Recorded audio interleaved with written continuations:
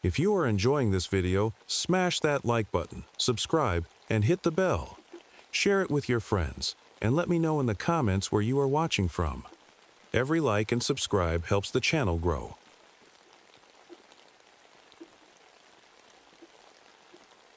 My name is Jack Harrison, and I've seen things that no human should ever witness. After 20 years as a ranger at Mount Rainier National Park, I thought I'd seen it all. Avalanches, wild animal attacks, lost hikers. But what happened last month changed everything I believed about our world. I guess I should start from the beginning. I was sitting in my cabin, staring at Sarah's photo, my wife who'd passed away 6 months ago from cancer. The morning was unusually quiet. No bird songs, no wind rustling through the trees, just silence. That should have been my first warning. The radio crackled to life. "Jack, we've got another missing group.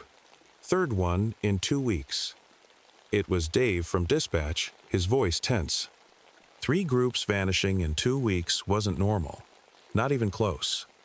I grabbed my gear, the same backpack I'd carried in Vietnam as a medic. Old habits die hard, I suppose. The weight of my medical supplies and survival gear felt comforting against my shoulders. Before heading out, I touched Sarah's photo one last time. "Watch over me, honey," I whispered. The locals had been acting strange lately. Just yesterday, old Joe from the Native American community stopped me in the grocery store. His eyes were wide with fear as he grabbed my arm. "The forbidden peaks are awakening," he said. "The ancient ones are hungry again." I'd brushed it off then. Now, I wish I'd listened. As I drove toward the ranger station, I noticed something odd. All the elk were moving down from the mountains, hundreds of them. In August. That's not right. And the ravens, they were everywhere, watching. Just watching. I didn't know it then, but this was just the beginning. The beginning of a nightmare that would cost me everything I thought I knew about reality, and maybe even my humanity. At the ranger station, I met my team. 5 of us in total. Mike Dawson, the young guy who could climb like a mountain goat. Lisa Torres, our best tracker.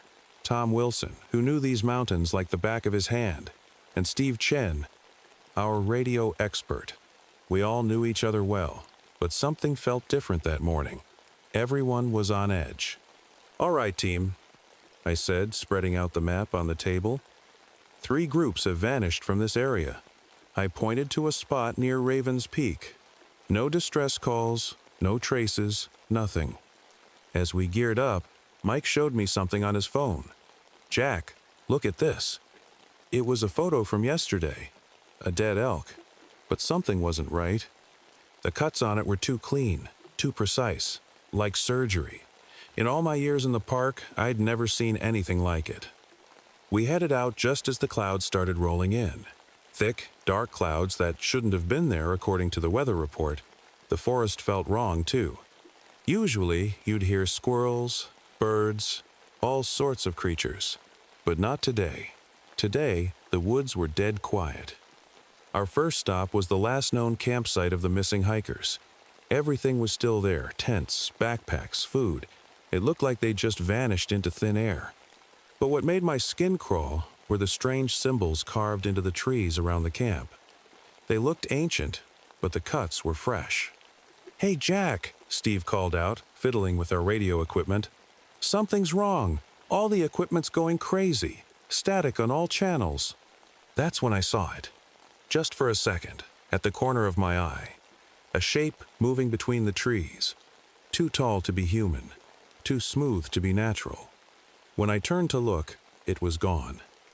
But I knew, deep in my gut, that something was watching us.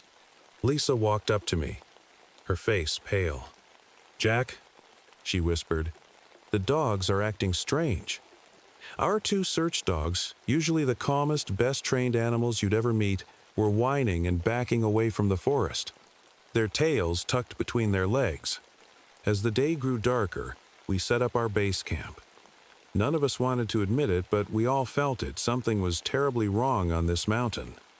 And we were about to find out just how wrong things could get. The wind picked up, carrying with it a sound I'll never forget. Not quite a whisper, not quite a scream, like voices speaking words that human ears weren't meant to hear. I took the first watch that night. Sitting there in the dark, I couldn't shake the feeling that this was just the beginning, that whatever was out there in the darkness was playing with us, hunting us. And I was right. I'll never forget what happened that night. Around 3 a.m., Mike started acting strange. I found him sitting by the dying campfire, talking to himself. But the words coming out of his mouth weren't English or any language I'd ever heard. His eyes were wide open, staring at nothing. "Mike?" I touched his shoulder. He turned to look at me, but something was wrong. His face was the same, but his eyes, they were different, empty, like looking into deep, dark wells. Then our dogs went crazy. Rex and Scout, our most trusted search dogs, suddenly started growling at Tom. These were dogs that had known him for years. Before we could react, they lunged at him. I'd never seen them act like this. We had to. We had to put them down. It broke my heart, but they weren't themselves anymore. It was like something had taken over them. The next morning, Lisa went to check the perimeter. She was only gone for 10 minutes. 10 minutes was all it took. We searched for hours, calling her name until our voices were hoarse. All we found was her flashlight, still on, pointing at some strange marks in the dirt. I picked up her camera that she'd dropped. When I looked through the photos, my hands started shaking. The last few pictures showed impossible things, shadows that bent the wrong way, figures that couldn't exist. In one photo, I saw what looked like Lisa, but her face was wrong, twisted, like it was trying to reshape itself. "Jack," Steve called out. He was holding something that made my stomach turn. It looked like pieces of skin, but they were too large to be from any animal I knew, and they were still warm. The radio crackled to life, spitting out bursts of static mixed with what sounded like laughter. Steve tried to fix it, but every time he got close to a clear signal, we'd hear whispers. Whispers that said our names. That's when the blizzard hit. In August, the temperature dropped so fast our water bottles froze solid. The wind howled like a living thing, and in that howling, I swear I could hear voices calling us, trying to lure us apart. We huddled in our tents, but the sounds outside. Something was circling our camp, something big. The shadows on our tent walls showed shapes that shouldn't exist. And then we heard Lisa's voice, calling for help. But I knew it couldn't be Lisa, because the voice was coming from 3 different directions at once. Tom looked at me, his face white with fear. "Jack," he whispered, "what's happening to us?" I wished I had an answer. But the truth was, we were way past anything I'd ever dealt with before, and the night was far from over. That night turned into a nightmare. The blizzard got worse, and the temperature kept dropping. Tom was the first to break. He started screaming about seeing his dead brother outside the tent. Before we could stop him, he ran out into the storm. We found him an hour later, but it wasn't really him anymore. His body was there, but something else was looking out through his eyes. He smiled at us, a smile that was too wide, with too many teeth. Then he pulled out his knife, and I can't even talk about what he did to himself. Steve and Mike helped me bury him. While digging, we hit something hard. It wasn't rock. We'd stumbled upon some kind of underground room, an ancient burial site. The walls were covered with paintings that seemed to move in our flashlight beams. They showed tall, twisted creatures teaching people how to change their shapes. "Look at this," Steve said, pointing to a series of symbols. They were warnings, the same symbols we'd seen carved into the trees. They told a story about ancient beings that could steal people's bodies, beings that had been trapped here long ago. That's when we heard Mike scream. We ran back to camp, but we were too late. 2 more rangers from another team had shown up, but something was wrong with them. Their faces kept shifting. Mike was on the ground, his eyes rolled back, speaking in that strange language again. Steve tried to call for help on the radio, but all we got was a voice. Lisa's voice, singing an old lullaby. The same lullaby my wife Sarah used to sing. Then I saw her, Sarah, standing just outside our camp. But I knew it couldn't be her. My wife was dead. Yet there she was, smiling, holding out her hand to me. "Jack, don't you want to be with me?" her voice called. "All you have to do is come with me." Steve grabbed my arm. "Jack, that's not real," he shouted. "Whatever these things are, they're trying to trick us." He was right, but knowing something isn't real doesn't make it any easier when it's wearing the face of someone you love. The creatures, the Skinwalkers, they were done playing with us. Now they were showing us what they really were. And we still had to find a way to survive the night. Steve and I ran. It was all we could do. Behind us, the things that looked like our friends were changing, their bodies twisting in ways that human bodies shouldn't. Mike was lost to us, his body moving like a puppet on strings, chasing us through the snow. We found shelter in one of the old caves. That's when Steve remembered something important about the warning symbols we'd seen. "Jack," he said, breathing hard, "those cave paintings showed how the tribal elders fought these things.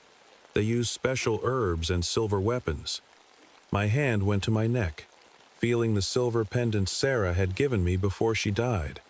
Maybe that's why they couldn't trick me completely when they used her face. Deep in the cave system, we found more evidence of what we were dealing with. Old bones, torn clothes, cameras, and backpacks, decades worth of victims. These things had been hunting here for a long time. Then we found Lisa, or what was left of her. She was half changed, her skin rippling like water. Her eyes were still human, though, filled with pain and fear. "Kill me," she begged. "Please, Jack, before I become one of them." That was the hardest thing I've ever had to do, but I owed her that much. She was my friend, and I couldn't let her become one of those monsters. Steve and I pushed deeper into the caves. The walls seemed to pulse with a faint light, and the air got colder. Time started feeling weird. Sometimes a minute felt like hours. Sometimes an hour passed in seconds. Then Steve stopped suddenly. "Jack," he whispered, "look at your hands." I looked down and my heart nearly stopped. My fingers were longer than they should be, the skin slightly transparent. Was I changing too? Had they already gotten to me? "We have to end this," Steve said. But when I turned to look at him, I saw two Steves standing there. One of them was smiling that wrong smile. "Jack," they both said at the same time, "you have to choose which one of us is real." I gripped Sarah's pendant tight, trying to think. One of my best friends was standing in front of me, and so was a monster wearing his face. And I had to make a choice. The cave grew darker, and somewhere in the darkness, I heard something laughing. I remembered something Steve had told me that morning, a secret about his daughter's birthday. I asked both Steves a simple question. "What did you give Katie for her 10th birthday?" The Steve on the left answered quickly, "A bicycle." But the real Steve had told me his daughter was only turning 8 next month. That's when I knew. I lunged at the fake Steve with my silver pendant. The thing wearing Steve's face screamed. Not a human scream, but a high-pitched sound that made my ears hurt. Its face melted and changed, showing what it really was underneath. The real Steve and I ran deeper into the caves. We found a large chamber filled with strange carvings and old torches. In the center was a circle of stones, with more of those ancient symbols. "Jack," Steve said, pulling out his emergency flares, "these symbols, they're talking about a doorway. These things came through it, and maybe we can send them back." We heard them coming, the shuffling of too many feet, the sound of bodies moving in ways they shouldn't. Our old friends and colleagues, now changed into something else, were closing in. I pulled out the explosives from my pack, the ones we usually used for controlled avalanches. Steve understood immediately. If we could collapse this chamber, maybe we could seal whatever doorway these things came through. But as we set up the charges, I saw something that made my blood freeze.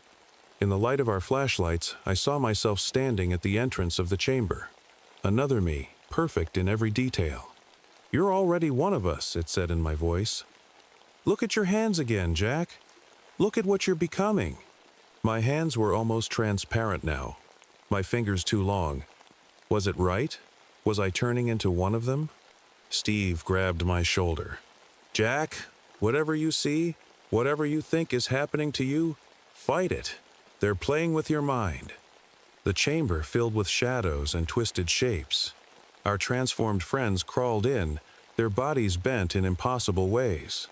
And behind them all was something bigger, older, the leader of these skinwalkers. We had one chance to end this, just one. The thing that led the skinwalkers stepped into the light. It was tall, taller than any human should be, with a face that kept changing, sometimes looking like my wife Sarah, sometimes like my old climbing partner, sometimes like something that shouldn't exist at all. I gripped my silver pendant so tight it cut into my palm. The pain helped clear my head. Steve was right. They were playing tricks with my mind. My hands weren't really changing. It was all just another one of their illusions. Now, Jack, Steve shouted, throwing his flare into the circle of stones. The symbols on the ground began to glow with a strange blue light. The skinwalkers rushed at us from all sides. I saw Mike's face, then Lisa's, then Tom's, all twisted and wrong.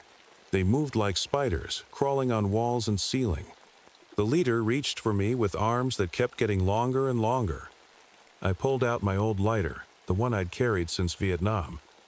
Sarah, I whispered, help me be strong. I lit the fuse on the explosives while Steve threw our last flares. The skinwalker leader screamed in that horrible high-pitched voice. It knew what we were trying to do. The whole cave started shaking, rocks falling from the ceiling. The blue light from the symbols got brighter and brighter. Run! I yelled to Steve. We sprinted toward the exit as the explosives started going off behind us. The screams of the skinwalkers turned into howls of anger. Something grabbed my leg, a hand that felt like ice.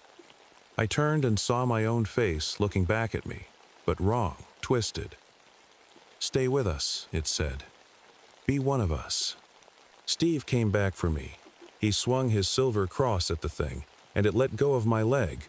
We ran as the cave collapsed behind us, burying the chamber and everything in it. We didn't stop running until we reached the surface. The sun was rising, melting away the strange blizzard. Behind us, the mountain shook one last time, and then everything went quiet. Too quiet. Steve looked at me, his face covered in dirt and blood. Is it over? He asked. I wish I could say yes. I wish I could say we won. We were the only survivors out of 12 rangers. When the rescue teams finally reached us, they couldn't find any trace of the others. No bodies, no evidence of what really happened. The cave system had collapsed completely, sealing whatever was down there. The official report said it was an avalanche, a tragic accident. They closed that section of the park permanently. The local tribes came and performed cleansing rituals for 3 days straight. Nobody asked why. But things aren't right. Not at all. Sometimes when I look in the mirror, I swear my reflection moves a split second too late. I find strange symbols drawn in my journal that I don't remember writing. Last week, I lost 8 hours of time, just blank, gone from my memory. Steve isn't doing well either. He called me yesterday, his voice shaking. Jack, he said, I saw Mike at the grocery store. But when I followed him around the corner, he was gone. Just gone. The ravens still watch my cabin. Every morning, there are more of them. They sit there, silent, turning their heads in ways that birds shouldn't be able to. And sometimes, late at night, I hear Sarah's lullaby coming from the woods. But the worst part? Sometimes I find myself humming it too, in that strange language I shouldn't know. I keep my silver pendant on at all times now. I don't sleep much anymore, because every time I close my eyes I see that cave, and I wonder, did we really trap them down there? Or did they let us think we won? Yesterday, I found fresh claw marks on my door. They were made from the inside. I don't know if I'm still completely human. I don't know if I ever will be again. All I know is that the things we found in those caves, the things we thought we trapped, they're patient. They can wait. And sometimes, when I look at my hands in the moonlight, I swear I can see right through them. The end. Or is it? Because just last night, I saw something moving in the shadows of my room.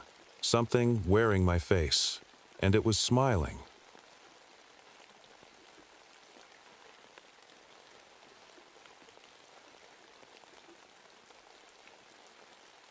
My name is Thomas Reynolds, but everyone around here calls me Buck.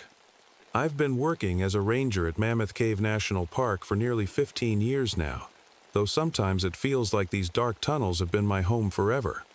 Before this, I spent 20 years in the coal mines, which left me with this nasty cough that keeps getting worse. The doctors call it black lung, but I try not to think about that too much. The caves. They're different from what most folks imagine. Sure, tourists see the well-lit paths and hear the rehearsed stories about stalactites and stalagmites, but I know the real Mammoth Cave. I know its moods, its secrets, and most importantly, its dangers. After what happened to my rescue team in '69, I thought I'd seen the worst these caves could offer. God, how wrong I was. It started 3 weeks ago. I was doing my regular morning checks, making sure all the safety equipment was in order. My hands were shaking more than usual that morning. The nightmares about the '69 incident had come back. I still see their faces sometimes, my old team, right before the collapse. But this morning felt different. The air in the cave had changed, thicker somehow, like before a storm. Jenny, one of our junior rangers, came running into my office. Her face was pale, and she was clutching her radio like it was a lifeline. "Buck," she said, trying to catch her breath, "we've got a problem. The Thompson group, they missed their check-in. 7 people, including 2 kids." I felt my stomach drop. In all my years here, we'd never lost a tourist group in the mapped sections.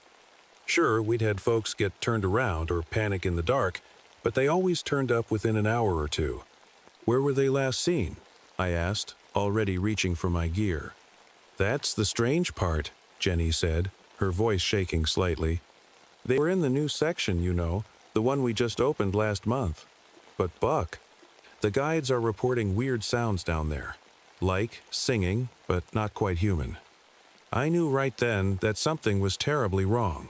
The caves have their own voice, the drip of water, the whisper of wind through the tunnels. But singing? That was new. And in my experience, new things in these caves are rarely good. As I gathered my rescue gear, I couldn't shake the feeling that this was just the beginning. The caves were trying to tell us something, and for the first time in my life, I was afraid to listen. Little did I know, this would be the start of a nightmare that would make the '69 incident look like a pleasant dream. The real horror was waiting for us, deep in the darkness where the tourist trails end and the true Mammoth Cave begins. I grabbed my old rescue pack, the same one I've used for hundreds of cave rescues. Inside were my trusty flashlights, extra batteries, first aid kit, and water. But something made me add more supplies than usual this time. Maybe it was instinct, or maybe it was fear. I couldn't tell. "Jenny, call the other rangers." "We need a proper search team," I said, trying to keep my voice steady. "And get me those maps of the new section." While Jenny made the calls, I sat at my desk looking at the last photo taken of the missing group. The Thompsons looked so happy. Mom, Dad, their 2 kids, and 3 of their friends, all smiling at the cave entrance. The youngest kid, Tommy, couldn't have been more than 8. Within an hour, my team was assembled in the ranger station. There was Mike, our geology expert who knew every rock in these caves. Sarah, our best climber and medical expert. Carlos, who could navigate underground better than most people, could walk in their own home. And 2 new rangers, David and Lisa, both young but well-trained. As I looked at their faces, my hands started trembling again. The memory of my old team flashed through my mind, how they'd looked just as ready, just as confident before the '69 incident. "Listen up," I said, spreading out the cave map on the table. "The Thompsons were last seen here, in the new crystal chamber section. They should have come out through this tunnel 3 hours ago. Something's not right. The path is clearly marked, and it's an easy route. Then Mike spoke up, his face serious. Buck, there's something else you should know. The seismic monitors have been picking up strange vibrations. Not like normal cave movements. More like, well, like something's moving down there. The room went quiet. We all knew these caves didn't just create random movements. There's more, Sarah added, her voice barely a whisper. The water level in the underground river has dropped by 3 feet since yesterday. That's never happened before. I felt a chill run down my spine. In all my years in these caves, I'd never seen the water level change so quickly without a reason. Gear up, I ordered, trying to hide my unease. Full rescue equipment, extra lights, and everyone carries a 3-day supply of water and food. We go in 30 minutes. As my team prepared, I walked outside to get some fresh air. The cave entrance looked different somehow. Darker, more threatening. The usual cool breeze coming from inside seemed colder, and I could have sworn I heard something, like a faint whisper carried on the wind. I pulled out my old silver cross, the one I'd carried since my mining days, and tucked it under my shirt. Something told me we'd need all the help we could get on this rescue. Little did I know, we weren't just going in to save the Thompsons. We were about to uncover something that should have stayed buried in the dark.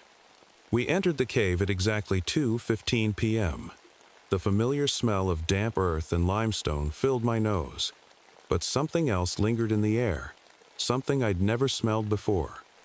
It was like old meat left too long in the sun. Stay close, I whispered to my team as we passed the last tourist sign. Radio check, everyone. One by one, they confirmed their radios worked. The sound of our boots echoed off the walls as we moved deeper into the cave. Our flashlights made long shadows dance around us. The first hour was normal, just the usual cave sounds. Dripping water, our breathing, the crunch of gravel under our feet. But as we got closer to the new section, things started feeling wrong. Buck, Carlos called out softly. Look at this. His flashlight beam showed fresh scratch marks on the wall. They weren't from rock falls or cave formation. These were different. They looked like claw marks running up toward the ceiling. Could be bears, Lisa suggested, but her voice shook. I touched the marks. Bears don't climb cave walls, Lisa, and these are fresh. We found the Thompson family's first belongings about 2 hours in, a child's backpack with a Spider-Man logo, lying in the middle of the path. It was Tommy's. The zipper was torn off, and the contents were scattered around. No blood, Sarah said, checking the area. But look at these footprints. Our lights revealed dozens of footprints in the mud. Some were from the missing group, but others were barefoot and oddly shaped, like someone walking on their toes. Then we heard it, a sound that made us all freeze. It started as a low hum, almost too quiet to hear. Then it grew into something like singing, but not any singing I'd ever heard before. It seemed to come from everywhere and nowhere at once. "What is that?" David whispered. "Quiet," I ordered. "Everyone, lights off except mine." In the dim light of my single flashlight, we listened. The singing got louder, then softer, then changed to something that sounded like crying. Suddenly, Mike's radio crackled to life. Through the static, we heard a child's voice. "Help, please, they're taking us." "Tommy?" I spoke into my radio. "Tommy, where are you?" No answer, just more static. "The signal's coming from deeper in," Carlos said, checking his equipment. "But that's impossible. There's no radio signal this far down." I looked at my team's faces in the dim light. They were scared, and honestly, so was I. But those people needed us. "We keep moving," I said firmly.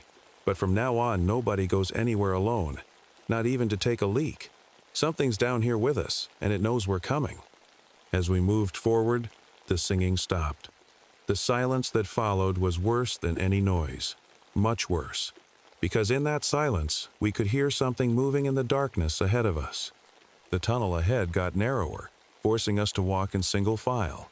I led the way, with Sarah right behind me, then Carlos, Mike, Lisa, and David bringing up the rear. Our lights showed something strange.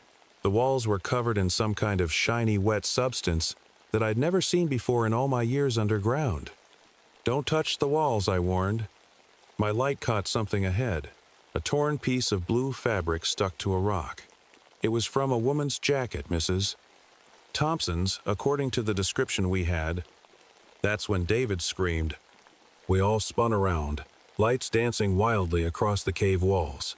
David was pressed against the wall, pointing his shaking flashlight at the ceiling.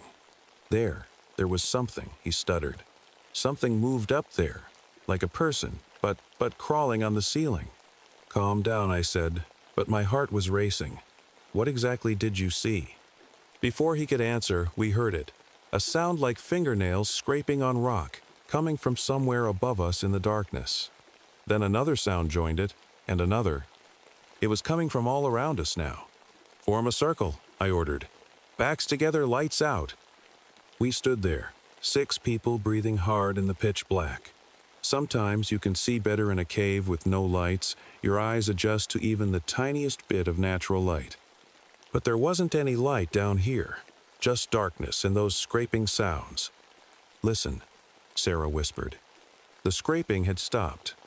Instead, we heard something that made my blood run cold, the sound of bare feet slapping against rock, moving fast, getting closer. "Lights on! Now!" I yelled. 6 beams of light cut through the darkness. For a split second, just a split second, I saw something duck behind a rock. Something pale. Something that looked almost human, but moved all wrong. "Run!" I shouted. "Back the way we came!" We ran, our lights bouncing wildly. The sound of feet followed us, getting closer. Lisa tripped and I pulled her up, but her flashlight fell and shattered. "In here!" Carlos called out, pointing to a narrow side passage. We squeezed through just as something rushed past the opening, something fast and white that made a high-pitched sound like a bat's screech. We huddled in the small space, trying to catch our breath. That's when Mike noticed something terrible. "Where's David?" 5 lights swept the passage. David was gone. He'd been at the back of the group, and none of us had seen what happened to him. His radio crackled to life in the silence.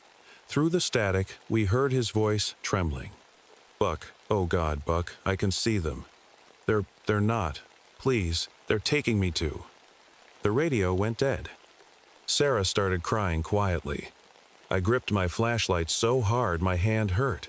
In 30 years of cave rescue, I'd never lost a team member. Until now. "We need to go back," Lisa whispered. "We need to find David." I shook my head.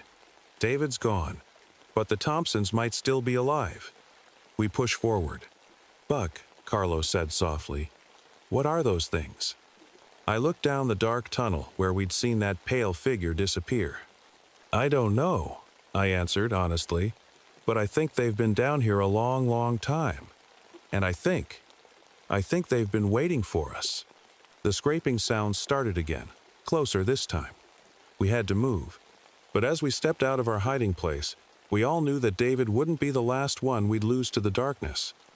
We moved deeper into the cave, our remaining flashlights cutting through the darkness.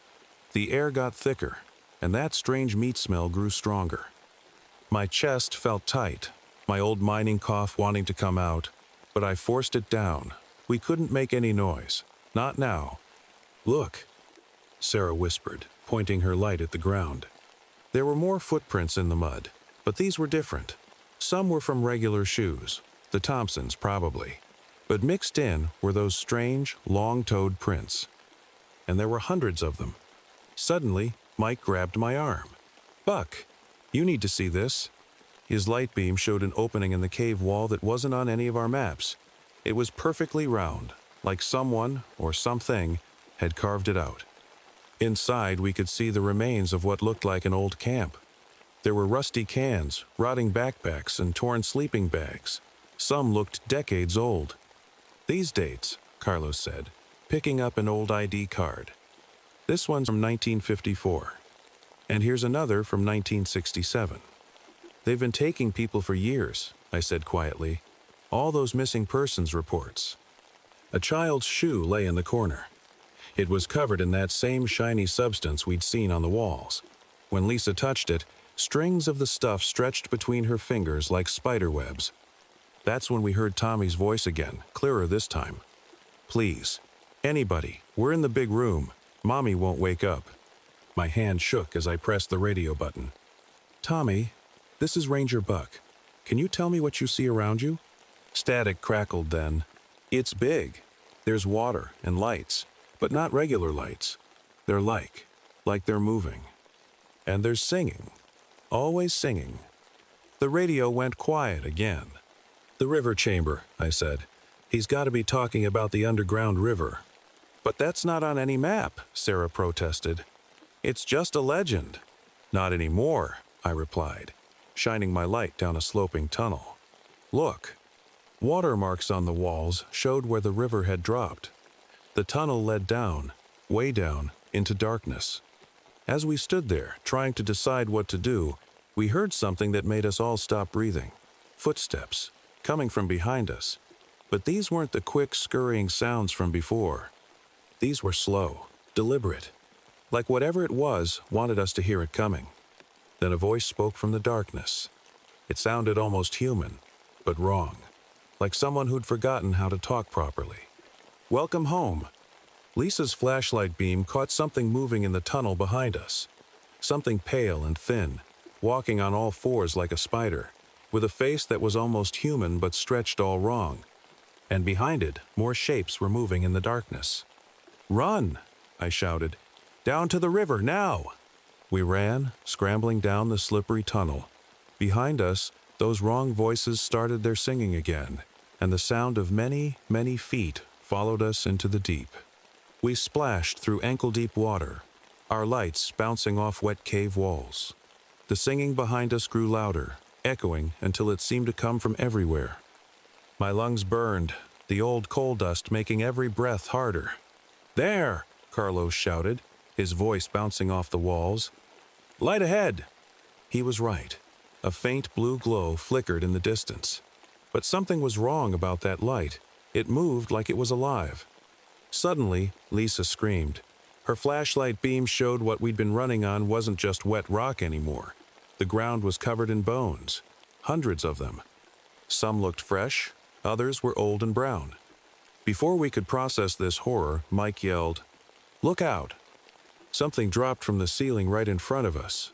In our flashlight beams, we saw it clearly for the first time. It was human-shaped, but wrong in every way. Pale white skin stretched over long limbs. No eyes, just smooth skin where they should be. Its mouth was too wide, filled with sharp teeth. "This way!" I shouted, pulling Sarah away from the creature. We ducked into a side tunnel, but Lisa wasn't fast enough. The thing grabbed her ankle. She screamed as it started dragging her back into the darkness. Carlos and I grabbed her arms, playing tug-of-war with the creature. "Hold on!" I yelled, but Lisa's hands were slipping from mine. That's when Sarah swung her metal water bottle, hitting the creature's head with a sickening crack. It let go, making a sound like a hurt dog. We ran again, Lisa sobbing, but still on her feet.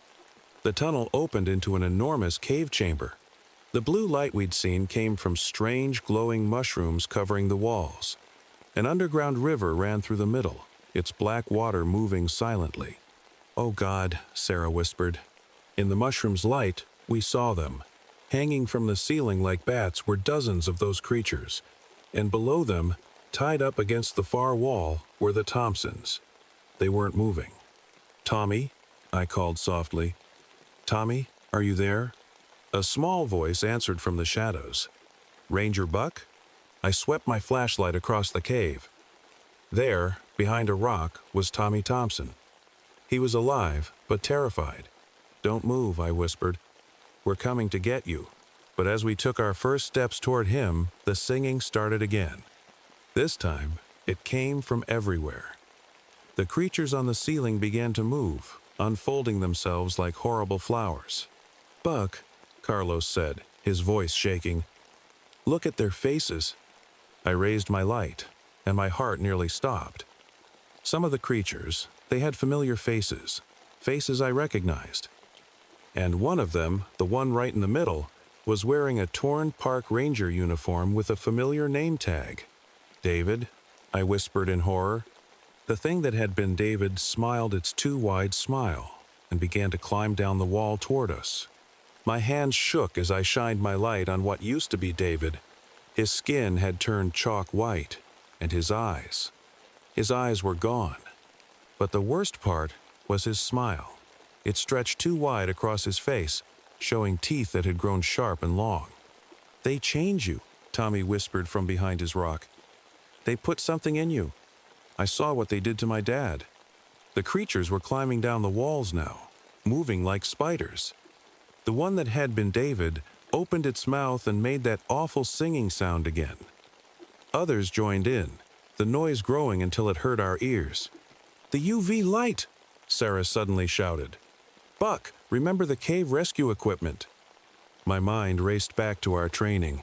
We each carried a UV light stick for emergency cave rescues. With shaking hands, I pulled mine out and cracked it, making it glow bright purple. The effect was instant.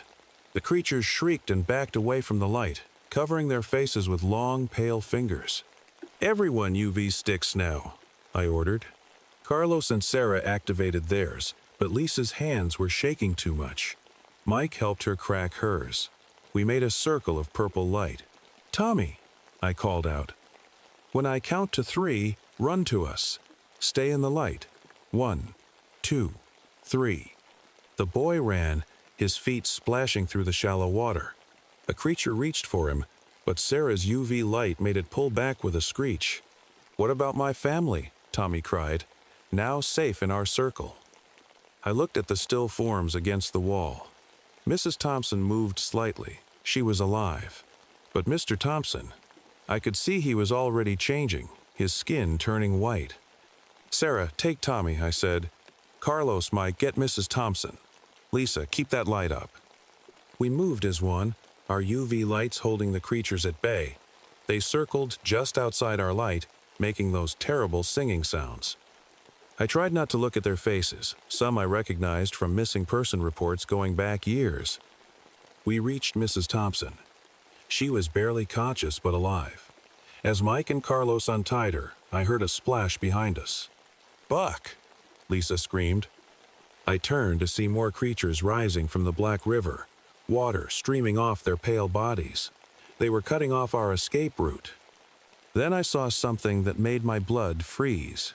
Behind the creatures, in a darker corner of the cave, was something bigger, much bigger. It looked like a massive pile of pale flesh, with dozens of arms and legs sticking out at odd angles. And in the middle was a face, an enormous, twisted face that I recognized.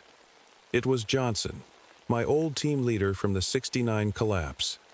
But he wasn't alone anymore. He had merged with others, dozens of others. This was what the creatures did with their victims. They made them part of that thing. "Move," I shouted. "Back to the tunnel, now."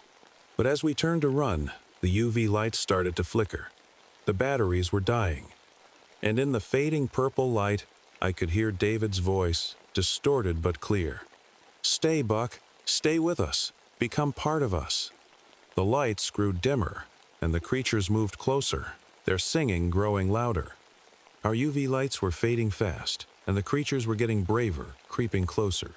Tommy clung to my jacket, shaking. Mrs. Thompson was barely walking, supported between Mike and Carlos.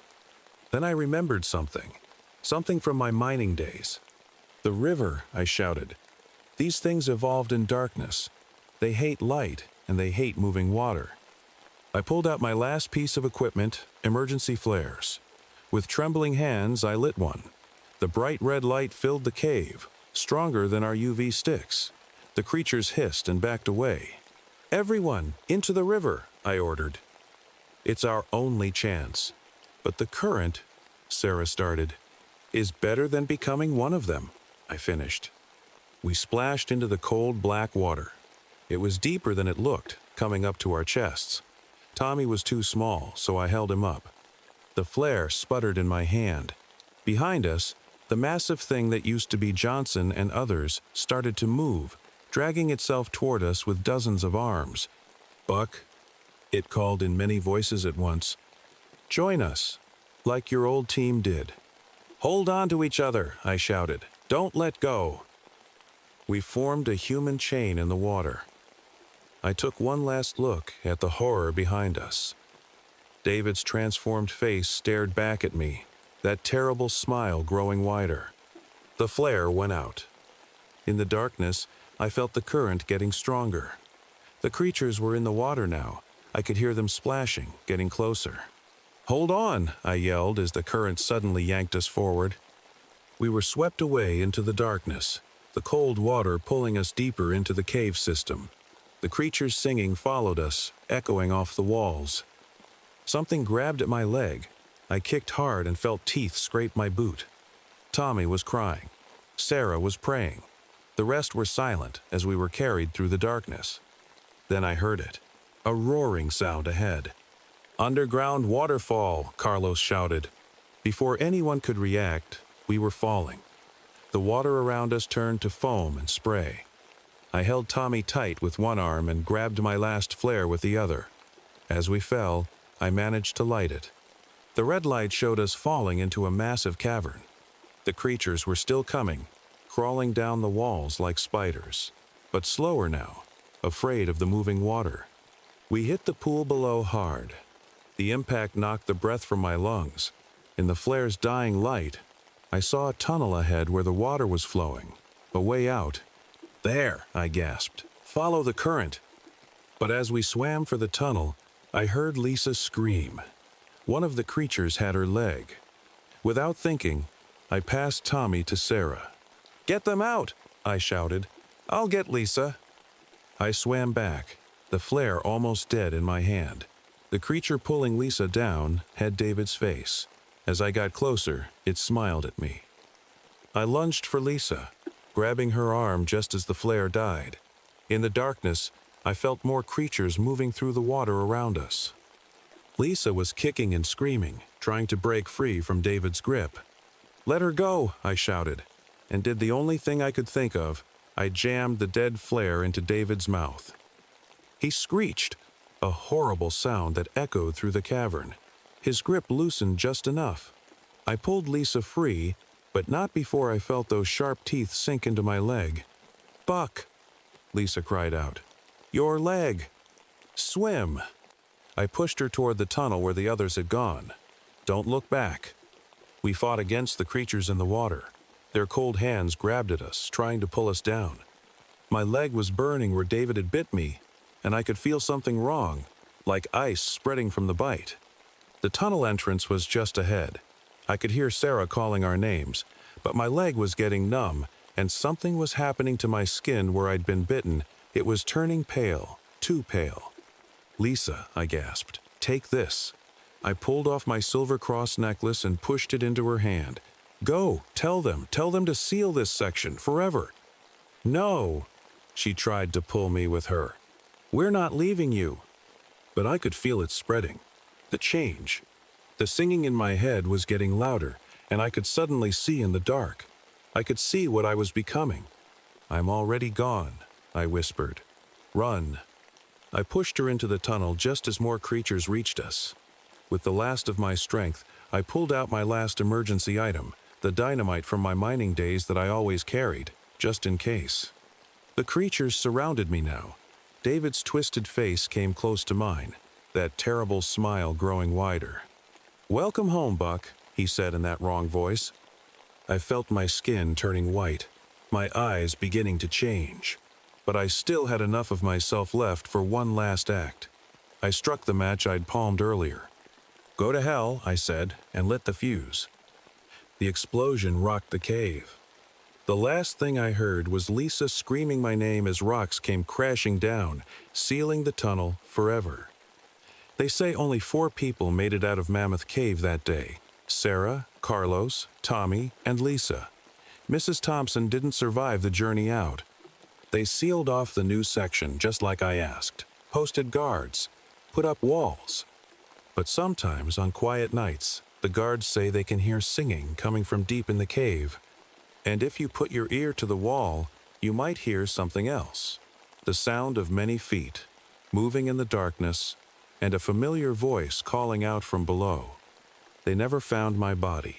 And maybe that's for the best, because part of me is still down there, in the dark, becoming something else, something that sings.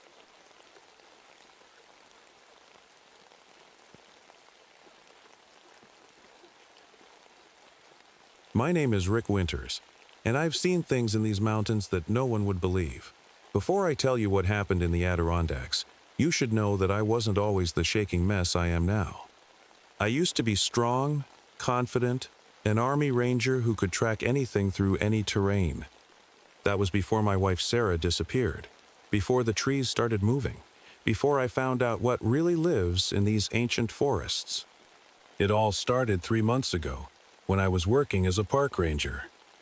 The job was perfect for someone like me, quiet, away from people, just me and the wilderness. After Sarah vanished 2 years ago, I needed that peace. But the peace didn't last. First, it was just little things. Hunters not coming back from their trips. Now, missing hikers aren't unusual up here. People get lost all the time. But something was different about these cases. We'd find their camps completely untouched, like they just vanished into thin air. Food still warm on camp stoves. Sleeping bags still zipped up from the inside. Then the weird stuff started happening. Trees growing overnight in places they shouldn't be. Animal carcasses twisted in ways that made no sense, like something had played with them like clay. And the drawings. God, the drawings. Every kid in town suddenly started drawing the same thing. A tall, dark figure with branches growing from its body. I remember the morning it all really began. I was sitting in my ranger station, trying to shake off another nightmare about Sarah, when the call came in. 3 more hunters missing. But this time, they'd found something else. Strange patterns of trees growing in perfect circles, and in the middle, a disturbed Native American burial ground. I should have walked away right then. Should have called in the feds, let them handle it. But I couldn't. Maybe it was my training. Maybe it was just plain stubbornness. Or maybe it was because one of the missing hunters had been wearing a red backpack, just like Sarah's. What I didn't know then was that I was about to lead my team into something older than the mountains themselves, something that had been sleeping for 30 years and was finally awake and hungry. I'm telling you this story not because I expect you to believe it, but because someone needs to know what's really out there in those woods. And why, when the wind blows through the trees at night, some of us hear screaming. Let me start from the beginning. From the day I assembled my team to investigate those disappearances. I didn't know it then, but I was leading them all to their deaths. I gathered my team early that morning, 4 of the best rangers I'd ever worked with. There was Mike Howard, who knew these mountains better than his own backyard. Jenny Chen, our wildlife expert who could track any animal. Tom Rodriguez, the youngest but strongest of us all. And finally, Sarah Cooper, our medical expert who'd seen her share of strange accidents in these woods. We met at the old ranger station just as the sun was coming up. The air felt different that morning, heavy, like before a storm, but the sky was clear. I spread out the map on the wooden table, marking the spots where people had disappeared. Look at this pattern, I said, pointing to the marks. Every person vanished within 5 miles of Bear Creek Valley, and always at night. Jenny leaned in, frowning. The animals are acting strange in that area, too. Last week I saw a whole herd of deer running away from there.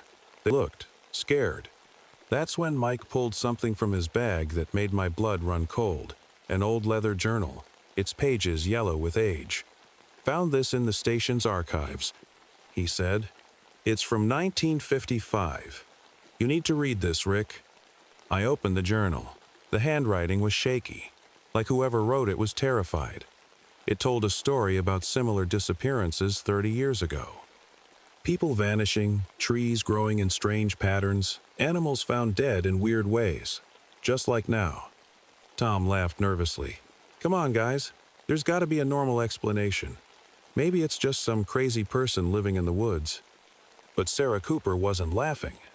She was staring out the window at something. Rick, she whispered, those trees across the road. I swear they weren't arranged like that yesterday. I joined her at the window. The pine trees she was pointing at stood in a perfect circle, too perfect to be natural, and in the middle was a dark patch of ground that looked freshly disturbed. "Gear up," I told my team. "We're heading out there first, but stay close. Something tells me we shouldn't split up." As we packed our gear, radios, cameras, first aid kits, and emergency flares, I couldn't shake this feeling in my gut. The same feeling I used to get in the Army right before things went bad. We left the station at 8:15 a.m. The forest was quiet, too quiet. No birds singing, no squirrels running around. Even the wind seemed to have died down. Just our footsteps crunching on dead leaves and twigs. None of us knew it then, but those might be the last normal moments of our lives. Because what we found in that circle of trees would change everything we thought we knew about our world. And somewhere in those woods, something was watching us, waiting for us to get closer. As we got closer to the circle of trees, the air got colder, much colder than it should be on a September morning. The perfect ring of pines looked even stranger up close. Each tree was exactly the same height, their branches twisted toward the center like fingers pointing to something. "This isn't right," Mike whispered, touching one of the trunks. "These trees, they look decades old, but I was here just last week. This was an empty clearing." Jenny knelt down to examine the disturbed ground in the middle. She was always the brave one, but I saw her hands shaking as she brushed away some leaves. Underneath, we found what looked like old stones arranged in a pattern, with strange markings carved into them. "Native burial ground," Tom said, stepping back. "My grandfather used to tell me stories about places like this. Said we should never disturb them." That's when Sarah Cooper's radio crackled to life. Instead of static, we heard what sounded like whispers, not in English, but in some language none of us knew. Then Sarah dropped the radio like it had burned her. It's warm," she said, staring at her hands. "How is it warm?" I picked up the radio. She was right. It felt like it had been sitting in the sun for hours, even though it was in her pocket. The whispers kept getting louder, and now they seemed to be coming from the trees themselves. Then Mike started coughing. At first, we thought he'd just breathed in some dust, but then we saw it, a strange, greenish mist floating around his face. Before any of us could react, he stumbled, falling to his knees. "My head," he gasped. Something's wrong." I rushed to help him up, but when he looked at me, his eyes were different. They were completely black, like empty holes. He grabbed my arm, and his grip was ice cold. "They're awake," he said in a voice that didn't sound like his own. "They've been sleeping for so long, and now they're awake." Jenny and Tom pulled him away from me, but the damage was done. Whatever had happened to Mike was just the beginning. As we tried to radio for help, none of our devices worked. Even our compasses were spinning in circles. The sun was starting to set, though it was only mid-morning. The forest around us grew darker, and the trees. I swear the trees were closing in. We had to get Mike back to the station, but when we turned around, the path we'd taken was gone. Just endless trees in every direction. That's when we heard it, a sound that still haunts my nightmares. Like wood creaking, but also like someone screaming from very far away. And it was coming from everywhere at once. "Run!" I shouted. But where could we run to? The forest itself seemed alive now, and it didn't want us to leave. We ran through the darkening forest, half carrying Mike between us. His skin felt cold as ice, and he kept mumbling words none of us understood. Every few steps, he'd try to break free and run toward the deeper woods, like something was calling him. "Left," I shouted, trying to lead us away from the strange sounds. "There's a ranger shelter about a mile this way." But something was wrong with the forest. Paths that I'd walked hundreds of times had changed. Trees stood where there should have been clearings.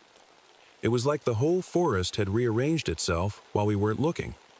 Then Jenny screamed. I turned around and saw what had scared her. The trees behind us were moving. Not swaying in the wind, but actually pulling their roots out of the ground, taking slow steps forward like giant wooden legs. "This isn't real," Tom kept saying. "This can't be real." but it was real. All too real. Sarah Cooper pointed her flashlight at one of the trees, and we saw faces pressed against the bark, twisted, screaming faces that looked almost human. Mike suddenly went stiff. When he spoke, his voice sounded like rustling leaves. "They're coming. The spores are spreading. Can't you feel them?" That's when I noticed the green mist again, floating through the trees like a living thing. It seemed to be following us, reaching out with thin, smoky fingers. "Cover your mouths," I yelled, pulling my shirt over my nose. "Don't breathe it in." We stumbled through the forest, which was now almost completely dark. Our flashlight beams showed only glimpses of horror, branches reaching for us, roots rising from the ground to trip us, and everywhere those terrible faces in the bark. Then I saw something that made my heart stop. Hanging from a branch ahead was a red backpack, exactly like the one my wife was wearing when she disappeared. "Sarah?" I whispered, taking a step toward it. "Rick, no!" Jenny grabbed my arm. "It's a trap. It has to be." She was right, but I couldn't look away. As I stared at the backpack, it seemed to change. The red color began to look more like fresh blood, and something dark was oozing out of it. Suddenly, Mike broke free from Tom's grip. His eyes were completely black now, and green mist was coming from his mouth as he spoke. "She's here, Rick. They're all here. In the trees, in the ground. They're part of it now, and soon we will be too." He turned and ran into the darkness, toward the sound of creaking wood and distant screams. Tom started to run after him, but I held him back. "We can't help him now," I said, even though it broke my heart. "We need to find shelter before." I didn't finish the sentence, because right then we all heard it, a sound like giant branches snapping, coming from right behind us. And when we turned around, we saw something that shouldn't exist, something that had been waiting in these woods for 30 years.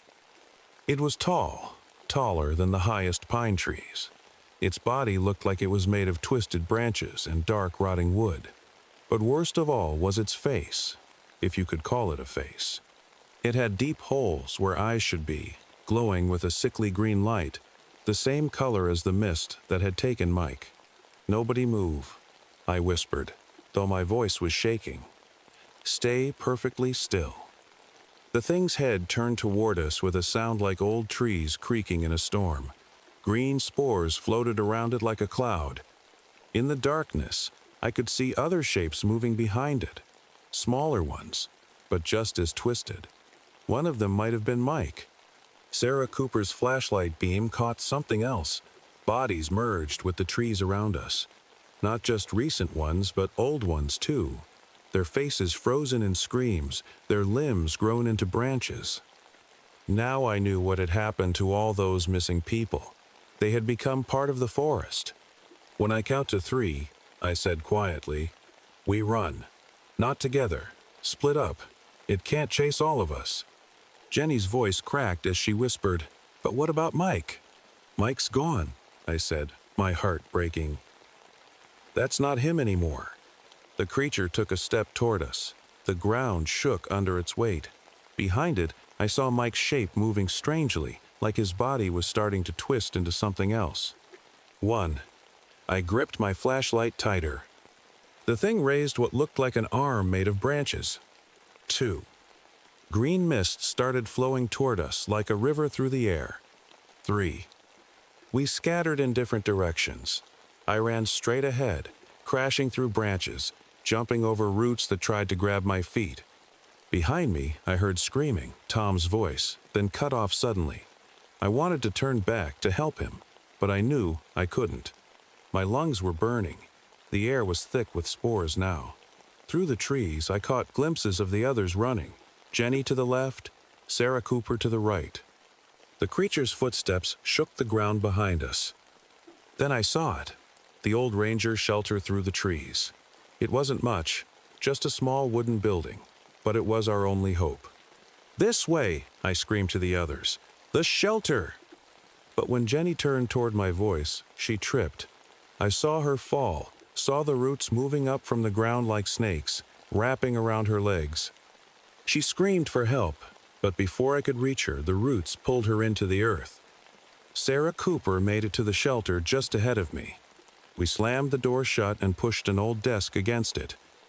Inside, we could still hear the sounds, wood creaking, distant screams, and something huge moving through the forest. "What do we do now?" Sarah asked, her voice trembling. I pulled out my radio one last time, desperately trying to call for help. But instead of static, we heard Mike's voice, changed and horrible. "Come outside, Rick. Your wife is waiting. She's been here all along, becoming part of something beautiful." The walls of the shelter started to creak, and in the wooden boards, faces began to appear. The faces in the wood kept changing, twisting, screaming. Some I recognized from missing person reports. Then I saw one that made my heart stop.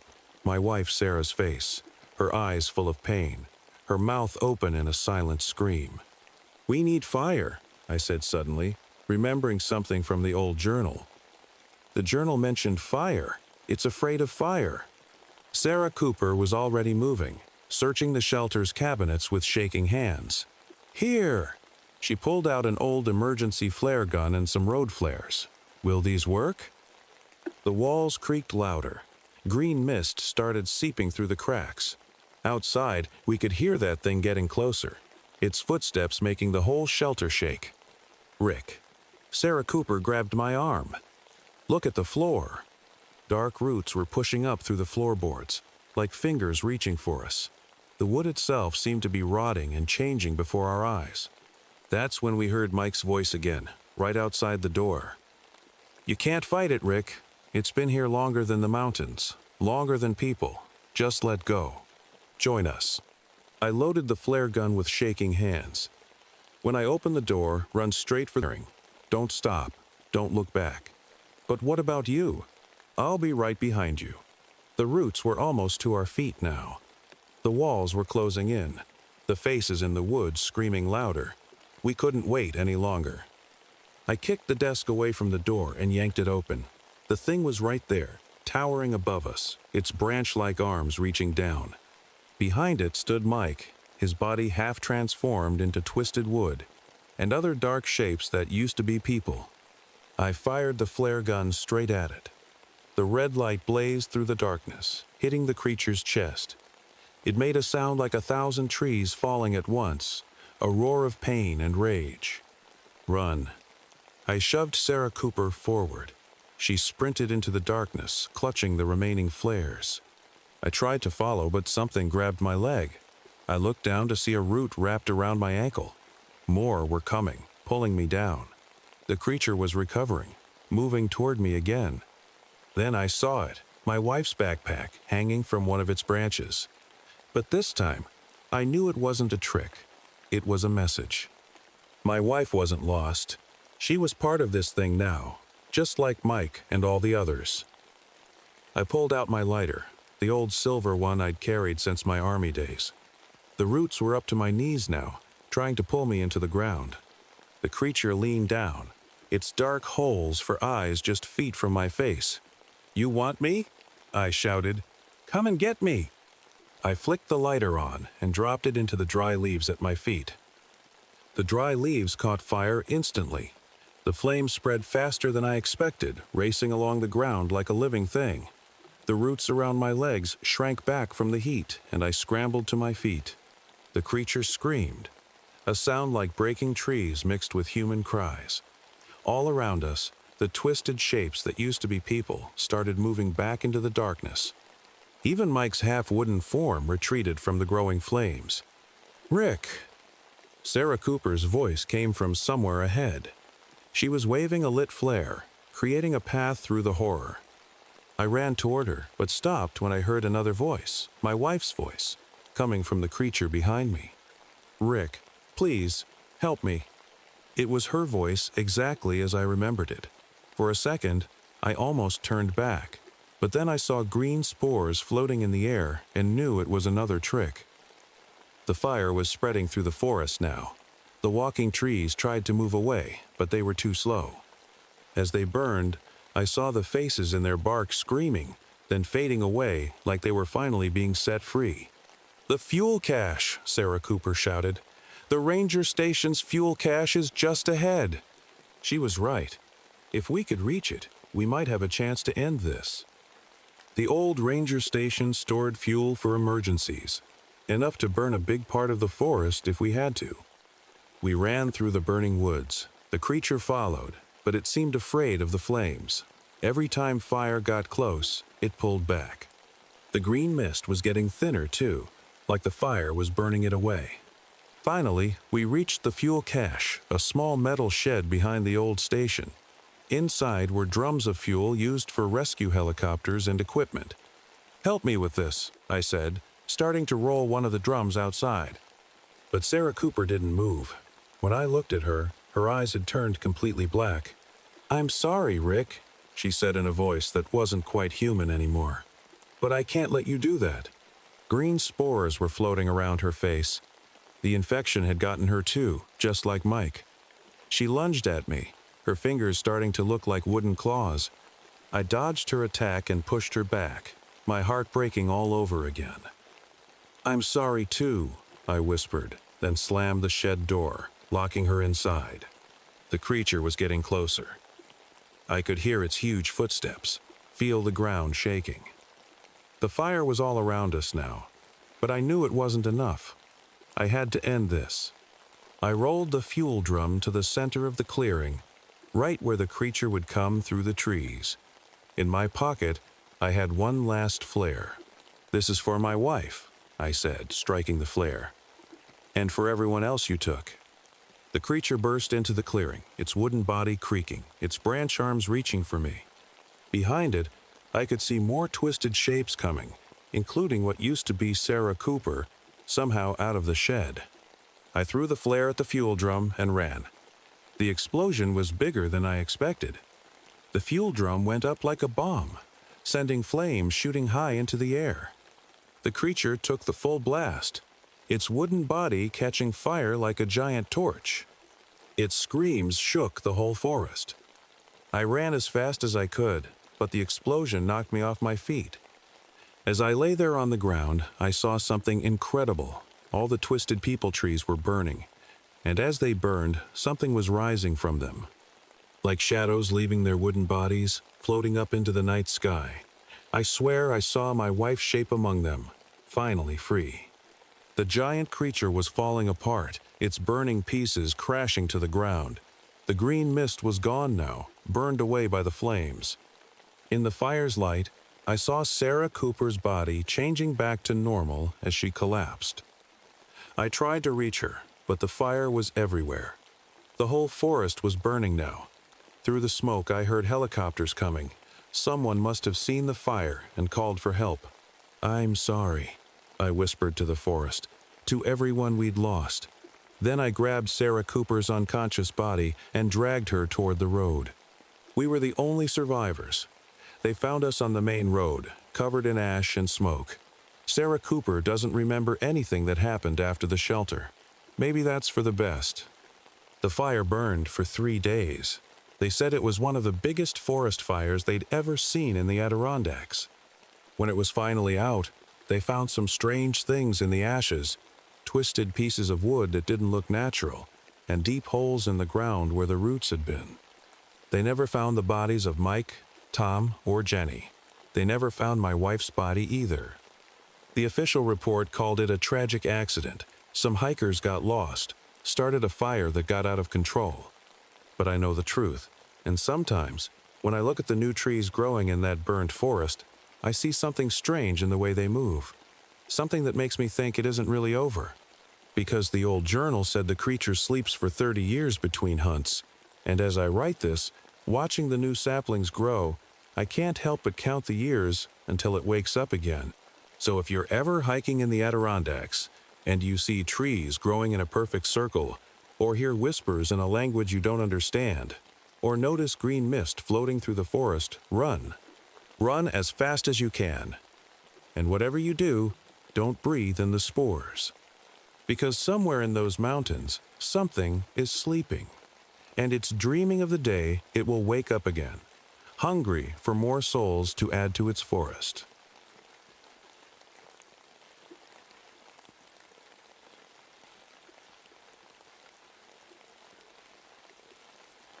My name is Daniel Cooper.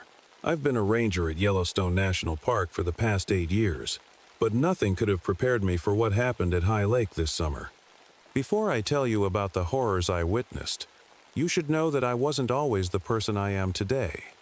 The Navy SEALs taught me how to survive, but they couldn't teach me how to live with the guilt of losing my brother Tom 2 years ago in these same waters. I still remember that morning in August when everything started.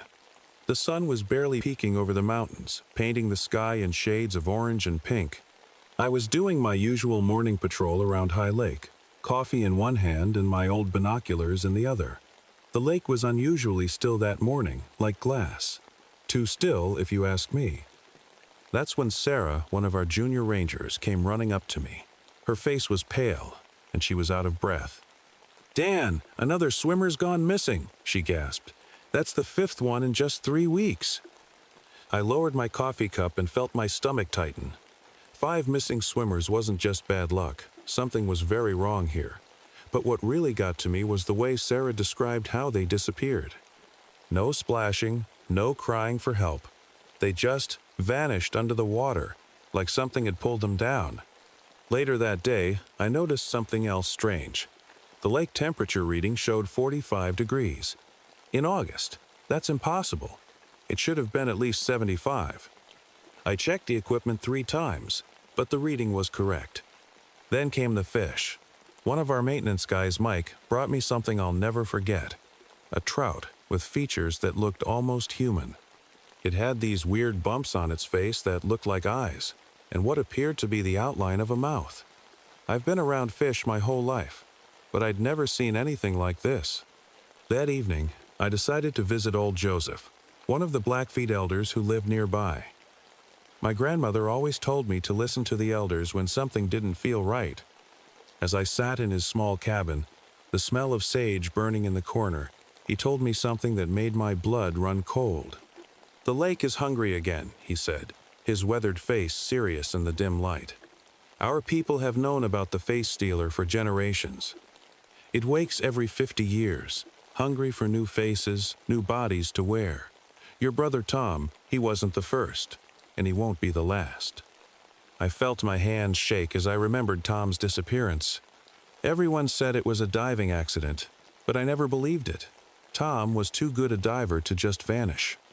"How do we stop it?" I asked old Joseph. He shook his head slowly. "You don't stop it, Daniel. You survive it. But be careful. It knows your face now. It remembers your brother, and it's been waiting for you." That night, as I stood on my cabin porch looking at the lake, I saw something that made me question everything I knew about reality. There were lights under the water, moving in patterns that no natural phenomenon could explain. And for a split second, I swore I saw Tom's face in the water, smiling up at me. I knew right then that I had to assemble a dive team. Whatever was in that lake had taken my brother, and now it was taking others. It was time to face this thing, whatever it was. But I had no idea that what waited for us in the depths of High Lake would change our lives forever. The next morning, I called in the best dive team I could find. There were 6 of us: me, Mike, our local expert, Sarah, who insisted on helping, Dr. Chen, our marine scientist, and 2 experienced divers, Jack and Pete. We gathered in the ranger station to plan our first dive. "Listen up," I said, spreading out a map of High Lake on the table. "Something's down there, and we need to find out what it is. We'll work in pairs. No one swims alone." While checking our gear, I noticed my hands were shaking a bit. I hadn't been this deep in the lake since Tom disappeared. Sarah must have noticed because she put a gentle hand on my shoulder. "We've got your back, Dan," she whispered. The morning was cold and foggy when we got to the lake. The water looked like black glass, and no birds were singing, which was weird for this time of year. As we suited up in our diving gear, I couldn't shake the feeling that something was watching us from the water. Our first dive started normally enough. The water was freezing cold, much colder than it should be. Our lights cut through the darkness as we went deeper and deeper. At 50 feet down, we found something strange, an opening in the rock wall. It looked like the entrance to a cave system. "Look at this." Dr. Chen's voice crackled through our radio. "These marks on the cave entrance, they're not natural." He was right. There were symbols carved into the rock, symbols I recognized from old Joseph's stories. But before I could get a closer look, Jack's panicked voice came through our radios. "My equipment's acting weird. The depth gauge is going crazy." Then Pete screamed, "Something just brushed past me, something big." That's when our lights started flickering. In those brief moments of darkness, I saw something that still haunts my dreams. A face, not quite human, floating in the water. It had features that looked like they were melting, changing shape. "Everyone, surface now," I ordered. But as we started to ascend, I realized Pete wasn't responding to our calls. We found him later on the shore, completely fine. But something was different. He wouldn't make eye contact, and his smile seemed wrong somehow. When I asked him about what happened underwater, he just shrugged and said he didn't remember. That night, I couldn't sleep. I kept thinking about those cave markings, about Pete's strange behavior, and about Tom. But what really kept me awake was knowing we had to go back down tomorrow. Because now I was sure, whatever took my brother was down there, and it was getting hungry again. As I sat on my porch that night, I heard splashing from the lake. When I shined my flashlight toward the water, I saw a face looking back at me. It was Tom's face, but not quite right. Like someone had tried to draw him from memory but got all the little details wrong. I knew then that our next dive would be different. Whatever was down there wasn't just taking people, it was becoming them. And somehow, I had to stop it. The next morning, things got worse. Pete didn't show up for the dive, and when we checked his cabin, all we found was a puddle of water on his bed. Sarah tried calling him, but his phone just kept ringing. "Something's not right," I said to the team as we gathered by the lake. "Yesterday, Pete was acting strange, and now he's gone." Dr. Chen nodded, his face serious. "I analyzed the water samples from yesterday. The results don't make any sense. The water, it's changing somehow." This time, we went deeper into the cave system. The water was so cold it felt like needles on my skin, even through the diving suit. Our lights showed us a tunnel that seemed to go on forever. The walls were covered with more of those strange symbols, and they seemed to glow faintly in our flashlight beams. Then we found something that made my heart stop. A large chamber, about 100 feet down, and on the walls, faces. Dozens of them, preserved somehow in the rock, like masks hanging in a museum. Some looked fresh, others ancient, and there, right in the middle, was Tom's face. "Dan." Sarah's voice shook over the radio. "Look behind you." I turned around slowly, and that's when I saw it. A shape in the water, like a person, but not quite right. It moved like smoke, changing as it came closer. Then it split into two, then four, each one taking on a different face, faces I recognized from missing person reports. "Get out, now!" I yelled into the radio. But as we tried to escape, the creatures surrounded us. One of them looked exactly like Pete now, smiling that wrong smile. Another one was changing its face, like clay being molded by invisible hands. In the chaos, I lost sight of Jack. We heard his scream through the radio, then silence. Dr. Chen's equipment started sparking, and the lights went out. In the darkness, I felt something cold brush against my face, like fingers made of ice. When our backup lights came on, we were down 2 people. Jack was gone, and Dr. Chen's air tank was damaged. We barely made it back to the surface. But the real shock came when we got to shore. There was Jack, sitting by our equipment, completely dry, smiling that same wrong smile I'd seen on Pete. "Where have you guys been?" he asked, his voice slightly off, like someone trying to copy how he should sound. "I've been waiting here the whole time." Sarah grabbed my arm. "Dan," she whispered, "look at his reflection in the water." I looked, and my blood ran cold. Jack's reflection wasn't his own. It was rippling, changing, showing the thing that had taken his place. That night, I locked myself in my cabin and called old Joseph. As I told him what we'd seen, he was quiet for a long time. The face stealer isn't just taking their faces, he finally said. It's taking their whole lives, their stories, their memories, and it's getting stronger. I looked out my window at the lake.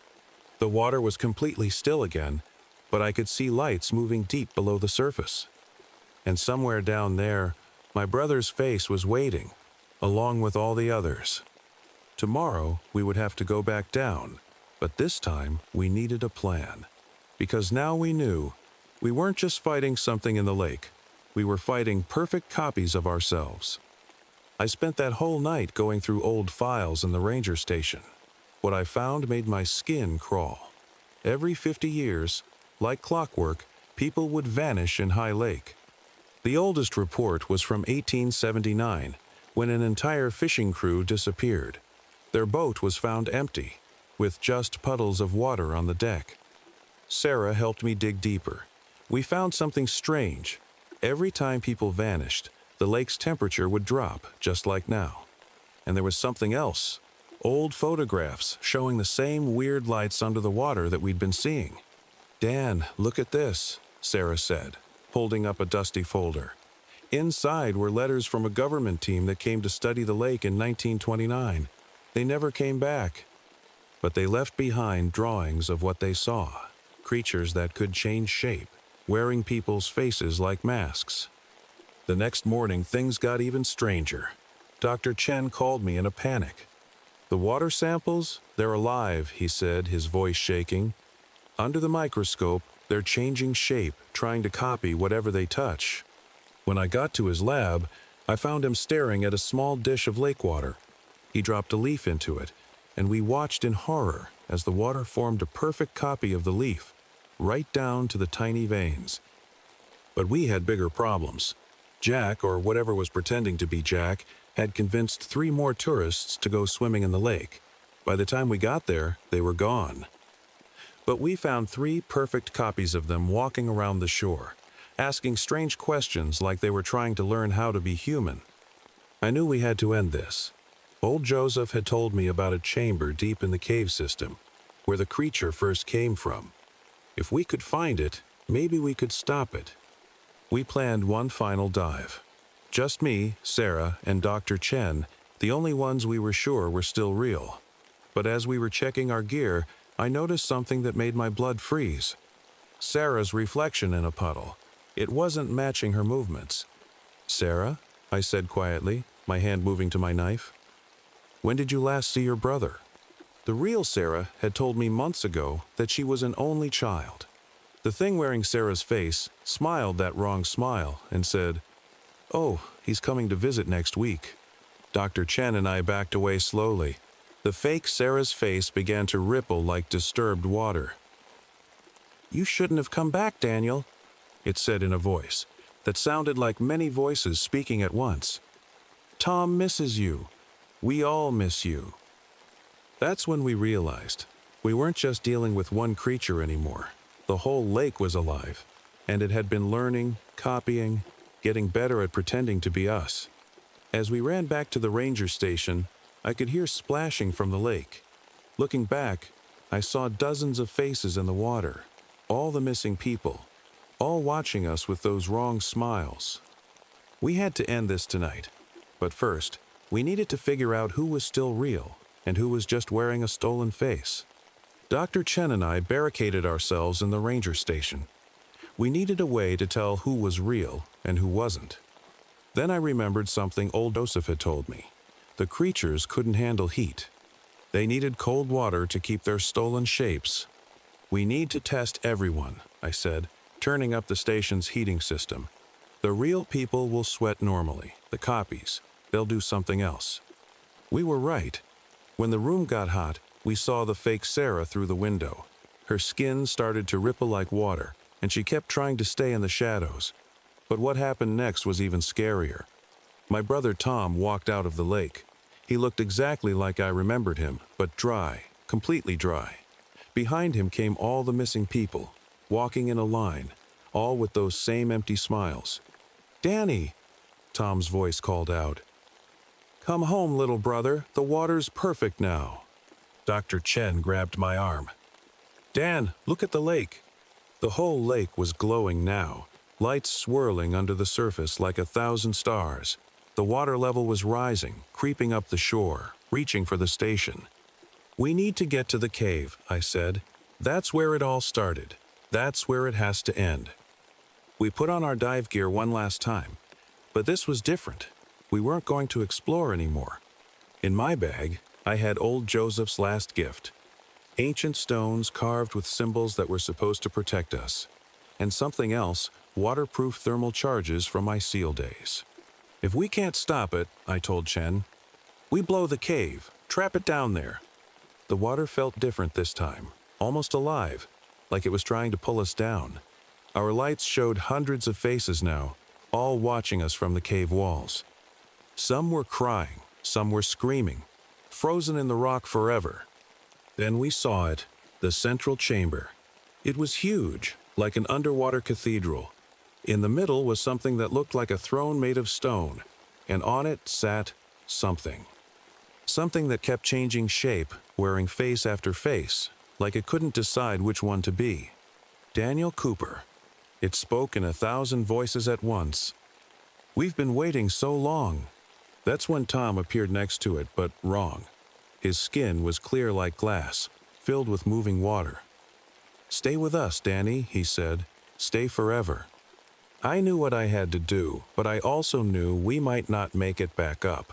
Everything happened so fast after that.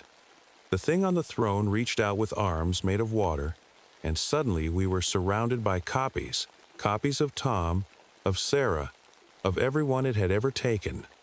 They all moved like they were underwater, even though we were already deep in the lake. "Your brother was so brave," the creature said, wearing Tom's face now. "He tried to fight us too, but in the end he joined us, just like you will." I felt something cold wrap around my legs. Looking down, I saw hands made of water trying to pull me closer. Dr. Chen was fighting too, swinging his light at the copies that kept reaching for him. That's when I saw it. Behind the throne, there was a crack in the rock wall with hot water bubbling out. A thermal vent, just like the ones old Joseph had talked about. The creature didn't like the hot water. It stayed away from it. I reached into my bag, grabbing the carved stones. The copies hissed when they saw them, backing away like they were afraid. I threw one stone at the throne, and the creature screamed, a sound that made the whole cave shake. "Chen!" I yelled through the radio. "The charges! Set them by the vent!" While Chen swam for the vent, I faced my brother's copy.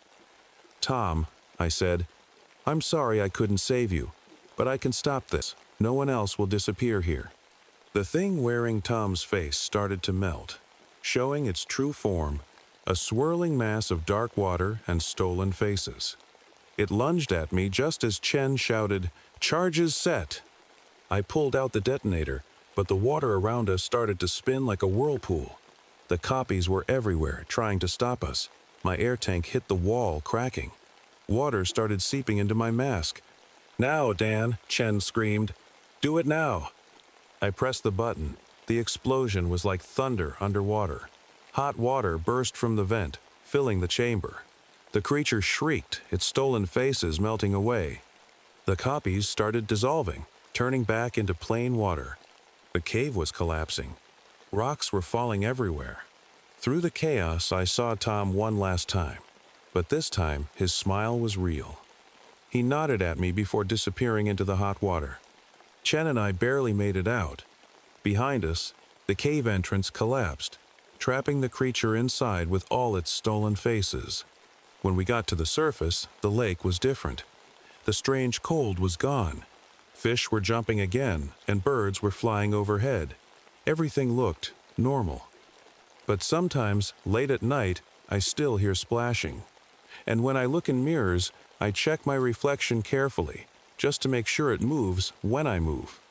Because even though we trapped it down there, I know some of the lake's hunger is still there, deep underground, waiting.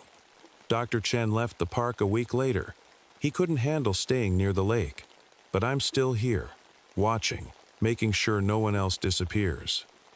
The official report says it was all an earthquake that caused some underwater caves to collapse. Maybe that's better. Who would believe the truth anyway? Old Joseph says the lake will sleep now, for another 50 years at least. I hope he's right, but every time I see my reflection in the water, I look twice. Just to be sure it's really me looking back. It's been a month since that night at High Lake. Things are different now. The government people came, put up fences, and said the lake was contaminated. They asked a lot of questions, took a lot of pictures, but I don't think they really wanted to know the truth. The missing people were never found, of course. Their families still come to the lake, leaving flowers by the shore. I can't tell them what really happened to their loved ones. Who would believe me? Strange things still happen sometimes. Last week, I found puddles of water in my cabin when all the windows were closed. And sometimes, when I'm doing my rounds at night, I see lights under the water. But they're fainter now, like dying stars. The worst part is the mirrors. Every morning, I have to check my reflection carefully. Sometimes, just for a split second, my face looks different. Like it's trying to remember how to be me. Dr. Chen calls sometimes, and he says the same thing happens to him. Old Joseph visits me more often now. He says, I've changed. That the lake left its mark on me. He's right. I don't drink anymore. Can't stand the taste of liquid these days. And I've noticed I don't get wet in the rain like other people do. The water just rolls right off my skin, like it's afraid to touch me. Yesterday, a new family moved into Pete's old cabin. They have a little girl who loves to swim. When she told me she heard singing coming from the lake, I made sure they moved to a different cabin, far from the shore. The lake is quiet now, but I know better. Deep down, where the cave used to be, something is still alive, waiting, growing stronger. I found a fish yesterday with a tiny human face, so small you could barely see it. I threw it back and watched it swim down, down into the darkness. Sometimes at sunset, when the light hits the water just right, I see faces in the ripples. Tom's face is there sometimes, and Sarah's, and all the others. They don't look scared anymore. They look peaceful, like they're finally sleeping. But the thing that scares me most? Last night, I cut my finger while making dinner. Instead of blood, for just a second, a single drop of lake water rolled out. I think part of the lake is in me now, and sometimes, late at night, I hear it whispering, telling me to come home, to come back to the water. But that's a story for another time.